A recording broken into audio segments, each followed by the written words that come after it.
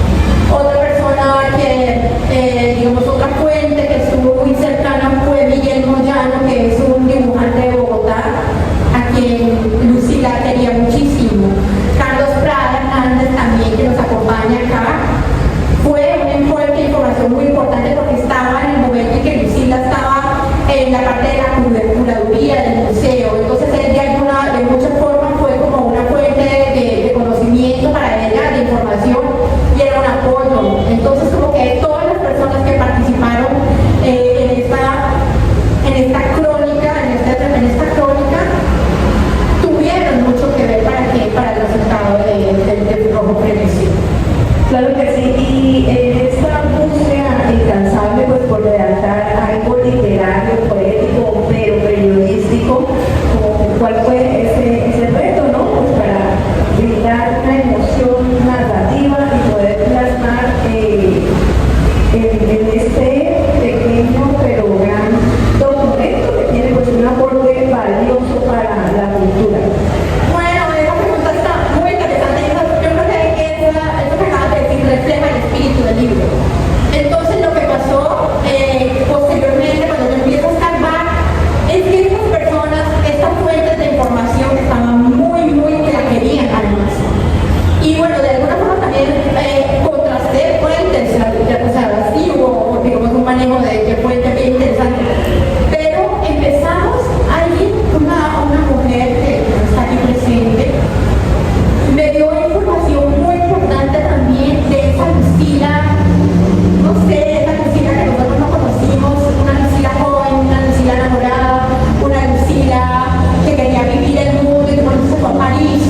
Y estamos hablando de los años 60, y era una mujer que rompía esquemas, que no se quería casar. Es decir, hay un tema alrededor de la señorita Lucila que aparece aquí nombrado también, porque ella temía que la sociedad la cuestionara por no cumplir las expectativas de una mujer de esa época.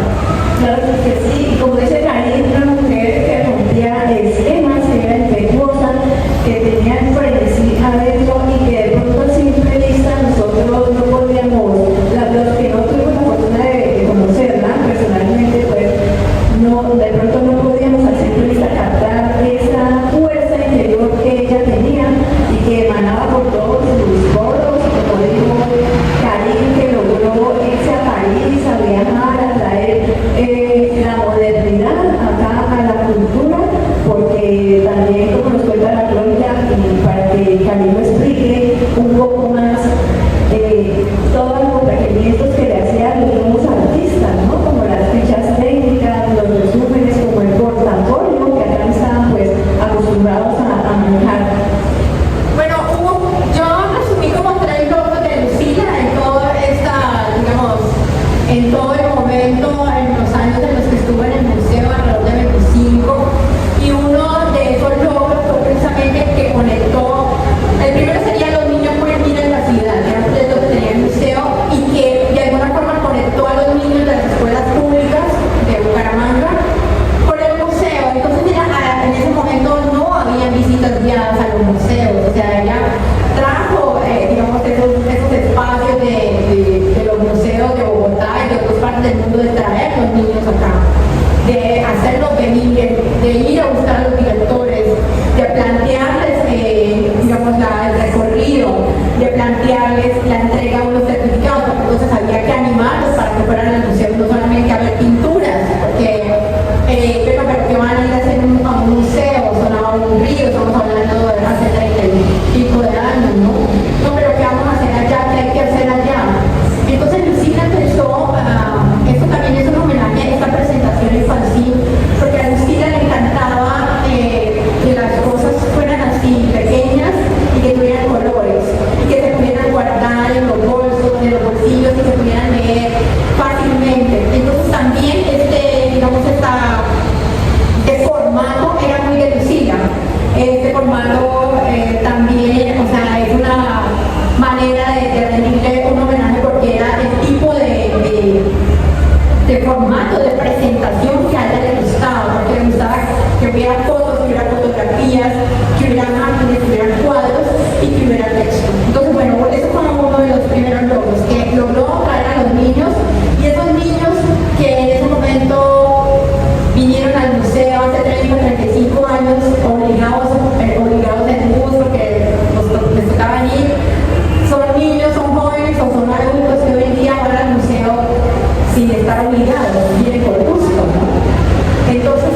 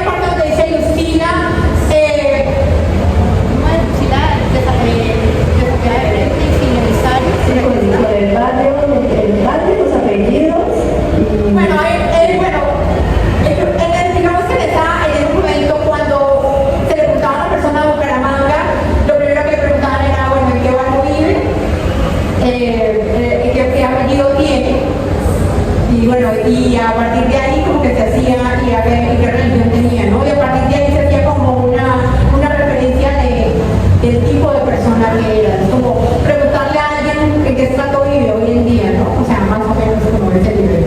Sí, bueno, Era, Lucila rechazaba de frente y sin emisarios. rechazaba de frente y sin emisarios. Bueno, Cari, dos mujeres de dos épocas diferentes, pero también muy aguerridas, respetuosas. Pues, yo quiero que les cuente acá al público cómo fue ese proceso creativo, cómo se sentaba usted a escribir, a seleccionar fotos, cuánto se demoró en terminar pues este producto maravilloso que lo tenemos hoy acá en las manos. Bueno, otra cosa aquí al público que está acá, les quiero contar que el periodismo no es, digamos que yo llevo muchos años haciendo literatura, escribiendo poesía, y entonces es como novela, cuentos, como lo que me fluye más fácilmente. Para esta crónica fue como salirme de lo que les decía al principio de mi zona de confort. ¿Y por qué? Porque no podía inventar nada, porque todo lo que aparecía ahí tiene que ser justificado, es decir, tiene que ser verdad. Y yo vivo en el mundo de la fantasía. Entonces fue como juntar esos dos escenarios, el escenario de la fuente de información, de lo que yo había escuchado alrededor de ella, de lo que yo, de la memoria, de mi memoria personal, y cómo volver eso poesía, ¿no? O sea, volverlo algo bonito de leer y volverlo una imagen. Es decir, yo sentía todo el tiempo cuando lo estaba escribiendo, el proceso de escritura, no sé, alrededor de una semana, porque pues primero fue como empezar a escuchar, yo ya iba tomando notas, o sea, típico periodismo, iba tomando notas y luego pues sentarme a sacar la idea. Y ya también tenía claro que el formato iba a ser así, o sea, que el formato tenía que ser con fotografías. Ella tenía un reloj, eso también es bien interesante. Ella, Lucila, era una señora que tuvo toda su vida un Renault Break doble cabina, o sea, que tenía como la parte de atrás grande, ¿se acuerdan? Un Renault 12 blanco y toda la vida tuvo el mismo carro. Y era una mujer que fácilmente pudo haber tenido un BMW. Entonces fíjate, o el carro que ella quisiera, pero lo que a mí me sorprendió en esa labor de investigación fue cómo Lucila se diferencia tanto de este tiempo ahorita de querer demostrar y de querer aparentar como fuera lo que usted tiene, el dinero, lo que sea, o como esa cultura que tenemos tan mafiosa hoy en día de camionetas y de esto que nosotros pensamos que no, pero sí, nos ha arraigado el tema de que hay que demostrar el poder, se demuestra con plata y se demuestra con cosas, con pertenencia, ¿no? Entonces me causó muchísimo, no sé, me causó admiración que Lucila tuviera toda la vida el mismo carro y que no se desprendiera de él. Y tenía su conductor, el mismo conductor de toda la vida, de 30 años, que la llevaba y la traía. En esa, digamos, vivía en una humildad de alma, ¿no? Pero, Cari, ¿por qué Lucila usted cree que ella se refugió en el arte, en la cultura, y como que dejó de un lado los hombres, el matrimonio? Bueno, es que Lucila, eso también aparece, porque tienen que leerla, no sé, ahorita me levantan la mano los que no tengan la crónica. Lucila era una persona muy libre. Entonces Lucila no planteaba, y eso es algo difícil de imaginar, porque estamos hablando de los años 80, ¿no? Antes, 70 y pico, 1960, literal. Entonces, Lucila pertenecía a una familia, los González Aranda, el papá de Lucila era Valentín González, que fue senador también, fue senador liberal, es decir, era gente de un nivel alto de la sociedad. Entonces se supone que Lucila debía cumplir unas expectativas de acuerdo al nivel de vida, al nivel social que ella tenía. ¿Y qué se esperaba de Lucila? Pues que tuviera un esposo y tuvo uno de dos. Es decir, por ahí aparecieron, ¿quiénes aparecieron? Pretendientes.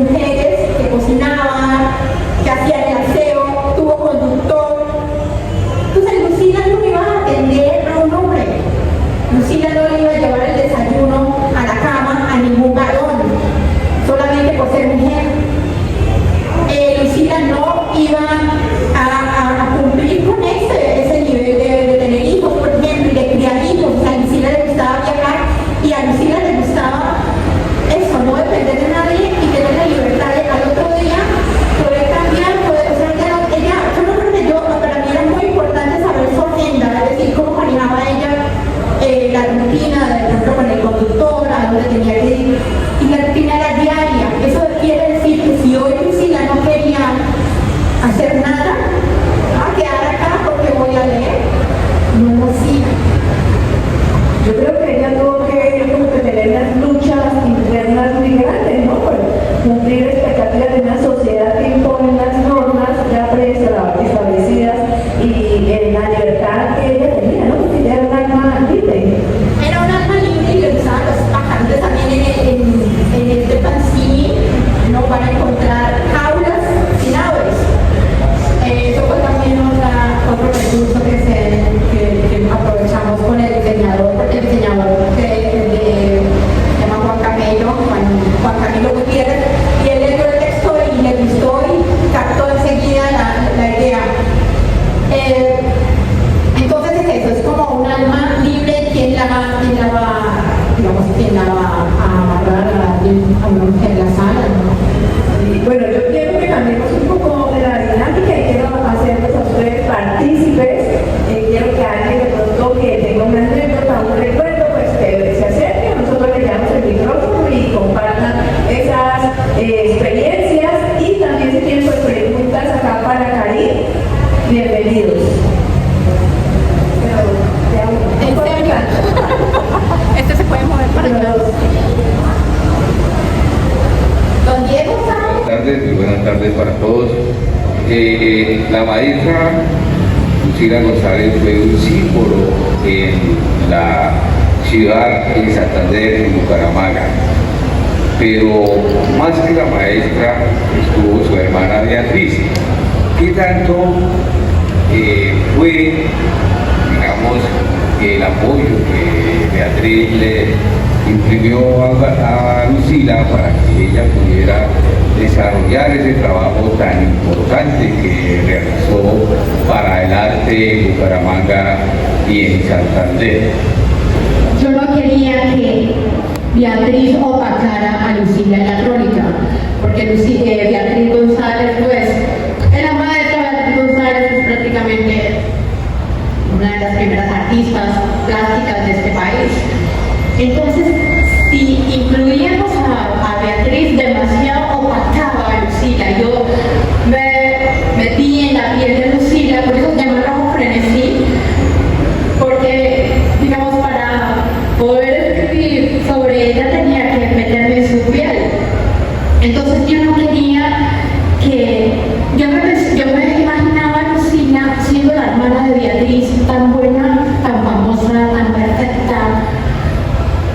Entonces me puse a pensar qué se sentiría ser la hermana de Beatriz, de alguien tan absolutamente talentosa, ¿no? Cuando Lucila era un talento en silencio. Lucila solamente quería enseñar y Lucila solamente quería que la gente aprendiera. Entonces era una persona que no le gustaba exponerse. ¿Eso qué quiere decir? Exponerse ni físicamente. Ella siempre quería tener un bajo perfil, o si había un evento, ella hablaba y luego era la primera en irse. Cuando ella presentaba alguna actividad, hablaba y se escabullía por la parte de atrás. Entonces, ¿dónde está Gabriel? Básicamente era eso, era como jugármela a Lucila desde su propia piel y dejar un poquito a Beatriz con su talento, con su magia, con todos los libros que han hecho de ella allá en Bogotá y en otras partes del mundo, y darle a Lucila su lugar en Bucaramanga y darle a Lucila su espacio más allá de Beatriz, porque nosotros conocimos a Lucila. Ese fue como mi papel ahí, como darle voz a Lucila. Mira, yo creo que ellas no eran totalmente distintas aunque tenían los mismos medios. Pero a Lucila hay una parte que a mí me parece importantísima, ella más que lo que hizo, es como maestra, como profesora. Yo creo que es la mejor profesora de historia del arte que yo he conocido. Porque era una mujer que le mostraba a uno cuando veía la obra de un pintor de esto, ya le tenía que saber toda la historia. Beatriz la puede tener cualquiera, ¿sí? Y Beatriz es muy inteligente, lógico, si no, no estaría donde está. Pero ellos eran todos los tres hermanos, González Aranda, eran brillantes los tres. Jorge fue el mejor abogado que había aquí en Santander y en Colombia, que trabajaba por otro lado. Y Lucila, Lucila era maestra, a ella le gustaba enseñar, ella era una persona muy íntima, ella no se metía con todo el mundo porque por su naturaleza, porque era más bien callada, ella hablaba cuando estaba analizando una obra. Yo con ella, yo creo que yo le aprendí algo y eso sí me rajaba cada vez que podía y yo le hacía los trabajos a los demás y ella les ponía mejoras notas, hasta que funcionaba y a mí me bajaba notas, pero a mí como no me importaba, no sé, pero creo que ella realmente era una maestra en el arte, no solo del arte, sino en el arte de saber vivir. Y era una persona de una sensibilidad exquisita y no hablo más porque me da tristeza de que ya no esté. Hablar de Lucila no es difícil cuando uno la ha conocido. La conocí directamente en 1982, cuando yo había escuchado hablar muy poco de Beatriz González, realmente muy poco. Lo único que se decía en el país es que era la amiga más cercana que tenía Marta Traba, de resto no más, aunque ya había hecho algunas obras famosas.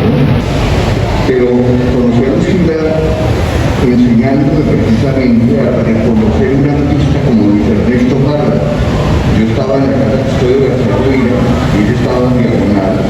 Me llamó, me dijo, venga, mira esto. Y me mostró las obras de Parrita cuando llegó a enseñárselas a ella. Y ahí aprendí quién era Parrita. Con Lucila aprendí quién era Parrita. Pero luego voy descubriendo cosas de Lucila, entonces Lucila ya estaba manejando la casa de Bolívar o la casa museo, porque ella estaba construyendo el museo. Beatriz no había construido ningún museo. Lucila estaba construyendo el primer museo que tuvo Bucaramanga, que fue el museo de la casa de Bolívar. Y Lucila luego llegó a ser la encargada por el Instituto Colombiano de Cultura de esta zona, de la zona nororiental. Beatriz nunca fue directora de cultura de nada. Entonces, para mí quitarle ese protagonismo a Lucila no tiene sentido. Lo que pasa es que Lucila siempre fue una mujer modesta que hacía las cosas en silencio, no las pregonaba. Y nosotros somos los encargados ahora de hacer reconocer esa labor que ella hizo, que fue muy importante. Luego la ponen de directora del Museo de Arte Moderno hasta cuando llegaron algunas situaciones que la obligaron a renunciar. Pero de resto Lucila hizo una labor.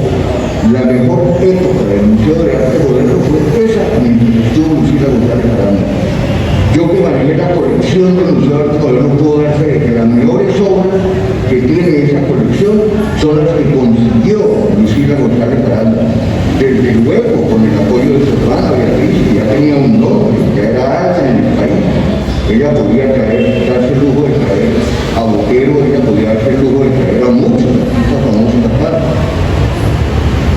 Doña Lucía siempre era...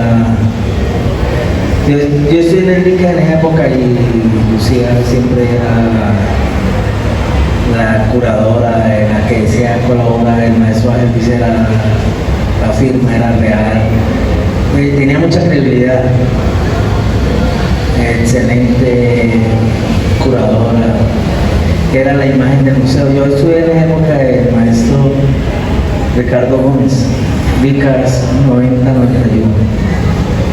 muy gratos recuerdos. Un abrazo para... Por esas manifestaciones de respeto, de cariño y de reconocimiento con esta maestra, pero retomando la situación con Karim, de pronto ella cuando nos cuenta que escarbó para poder escribir esta crónica, algo que hayan descubierto, que de pronto la gente no sepa y que usted como que omitió, o todo está ahí plasmado.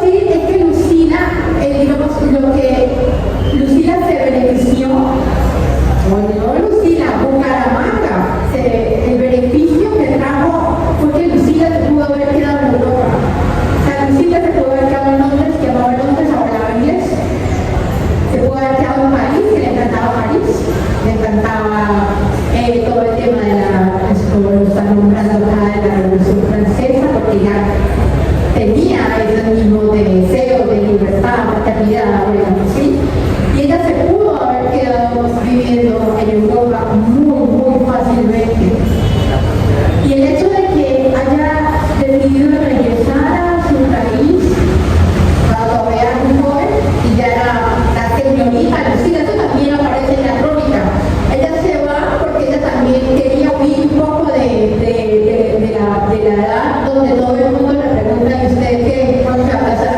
Usted, o sea, era un momento en el que una mujer como ella tenía que desaparecer de acá, porque no quería darle respuestas a nadie. Entonces cuando ya llega, ya le pasó la edad casamentera, o sea, de casarse, de tener marido e hijos, entonces ya era la señorita Lucila. Entonces ella se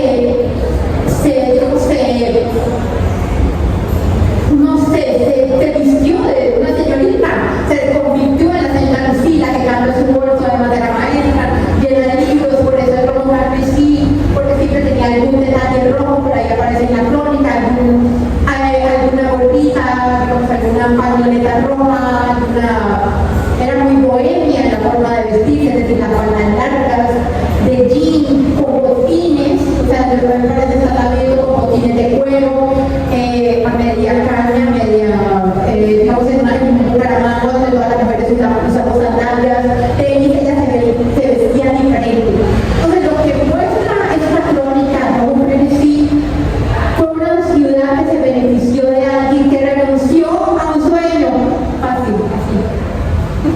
Pues bueno, para nosotros en Bucaramanga, porque pudimos pues acercarnos más un poco a esa modernidad y a esa cultura pues novedosa para su tiempo, para su época, pero en esta historia real, ¿qué historia o qué legado le deja a las nuevas generaciones acerca de la vida de la señorita Lucila? Claro, ella renuncia a un sueño, ella está en París, ella está en el Museo del Louvre, ella amaba los museos. Ella se viene de un momento histórico de Europa que era bollante, además eran los años de la libertad, eran los años de la gente, la mujer también era libre, la mujer, o sea, me falta, o sea, ella viene de una ciudad, de un mundo absolutamente contestatario y absolutamente libre, y llega acá a una ciudad donde todavía le preguntaban a la gente que se llama bien, y a qué religión pertenece, y por favor, ¿qué apellido es de los Serrano? ¡Ay, de los Serrano, no sé qué! O sea, todo el tiempo se relacionaba a la gente a partir de los apellidos o del barrio donde vivía. O sea, así de brutal. Entonces, su legado fue precisamente convertirse en un puente entre todo este mundo de Bucaramanga, que no sé, esta semana estaba reunida con alguien, no me acuerdo con quién, y me decía, creo que con José David, pero ahí está y se fue, y es que hay una Bucaramanga que no conocemos. Nosotros estamos sentados acá en una Bucaramanga oscura, que vive en otro, digamos, digamos como en otro espacio físico, ¿no? Que es el norte, por ejemplo, ¿sí? Y nosotros, los de acá, los de Bucaramanga, somos absolutamente cerrados, aunque parezca que no, sí. Entonces lo que hizo Lucila fue volver un puente con todos estos niños de las escuelas públicas. No eran los niños que iban en esa época al colegio, no era la Quinta del Puente, no era el Panamericano, no era, no sé, el Instituto Caldas, no eran los colegios buenos, eran los colegios como Renato, como las escuelas públicas, donde los niños no tenían nada que hacer, donde no había espacio para el arte. Es más, la materia de pintura y todo esto, las materias artísticas no estaban en el pensum académico de los colegios. Entonces, la labor de Lucila fue buscar en esa juventud, en esa niñez que hoy en día son jóvenes, y fíjense que hay mucha gente pintando hoy en día, fue aportar a esos niños que en su casa, además, fue bien interesante que en su casa no tienen arte, porque el arte es costoso. Hoy en esa época se pensaba que quién va a comprar un cuadro porque hay que comprar otras cosas. Entonces ella lo que hizo fue eso, como atraer a la gente que no tiene recursos, amaba a la gente que no tenía recursos, porque sabía las dificultades económicas con las que vivían los otros, y era una mujer a la que no le faltaba nunca nada, pero entendía, o sea, tenía la sensibilidad para comprender cuando la gente tenía hambre, y ese fue el legado de ella. Yo creo que, bueno, la señorita Lucila acercó el arte de la cultura a la comunidad. ¿Será que vamos a volver a tener otra señorita Lucila acá en Bucaramanga? ¿O será que ya hay varios señoritas Lucila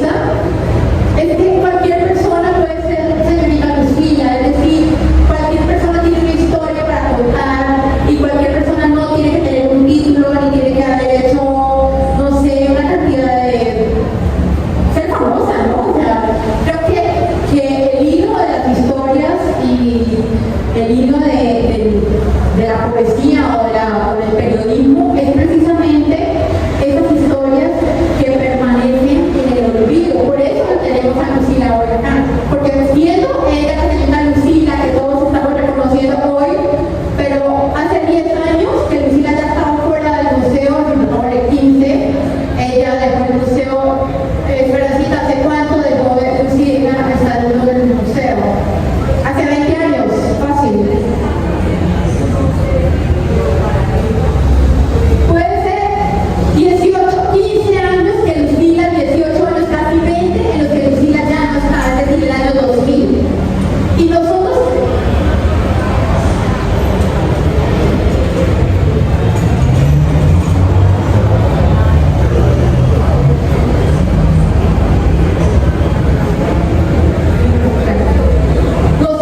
ahorita te vamos a poner el micrófono, pero vamos a cerrar. Nosotros hasta ahora estamos, digamos, trayendo su historia, es decir, que duró más de 10 años en el olvido, eso es lo que quiero decir, duró más de 10 años en los que nadie hablaba de ella, porque eso es otro tema que retoma la crónica y que fue lo que me encantó, y es el olvido que tenemos, el daño que le estamos haciendo a la vejez, es decir, una persona deja de ser importante cuando cumple 60 años, fuera, en esta sociedad, y digamos antes, ¿no?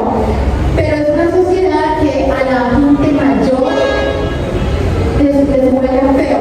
Entonces, eso también está ahí en la crónica y ella se sentía un poco abandonada porque ya no era joven y no estaba, digamos, en la flor de la juventud y se sentía relegada.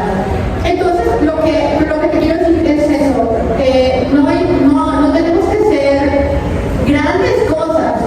Creo que cualquier persona tiene una historia de vida que puede ser grandiosa en cualquier momento. Y hablando de historias, de arte, de cultura, de talento y de artistas, yo les quería pues invitar a sintonizar la emisora cultural 6.7 FM, que esta es una vitrina, esta es una puerta que le estamos abriendo a todos los artistas. La verdad que yo llevo un año, 2 años trabajando allá y son muchos los talentos locales que han pasado por la emisora, entonces los esperamos a todos, los invitamos a que vayan y cuenten allá sus historias y compartan todos sus conocimientos. Bueno, Karin, pues gracias por recordarnos que escribir también es una forma de justicia, de amor y de memoria. Rojo frenesí no es solo una crónica, es un acto de gratitud con quienes abrieron camino entre pasillos de museos, gestiones invisibles y silencios. Que esta obra nos sirva para no olvidar a Lucila, pero también para reconocer a tantas mujeres que sostienen la cultura sin reconocimiento y sin aplausos. A todos los presentes, pues que este conversatorio sea un chisco para nuevas historias, para seguir escribiendo, gestionando y amando la cultura con el mismo frenesí que Lucila y Karin nos están enseñando hoy. Karin, pues muchas gracias y que las palabras sigan latiendo fuerte esta tarde bajo el cielo no tan abierto de la concha acústica. Palabras Karin para este público que sacó esta tarde para venir a escucharle y a verla. No, pues yo estoy muy contenta de este espacio, de verdad me siento muy agradecida de ver acá a muchas personas conocidas y a personas que tampoco había visto nunca. Y que sea como frenesí, sea la oportunidad de las personas que no la conocieron, de ver a una mujer que logró muchas cosas en esta ciudad y que no nos dimos cuenta hasta que ya no estaba. Entonces, muchas gracias a todos por eso. Muchas gracias. Lucila, porque la verdad, o sea, yo no, como joven no le presto mucha atención a la literatura, pero es importantísima para la sociedad. Aparte de eso, estaba analizando eso que de esas mujeres nacen 1000, una, pero de 100 años 2.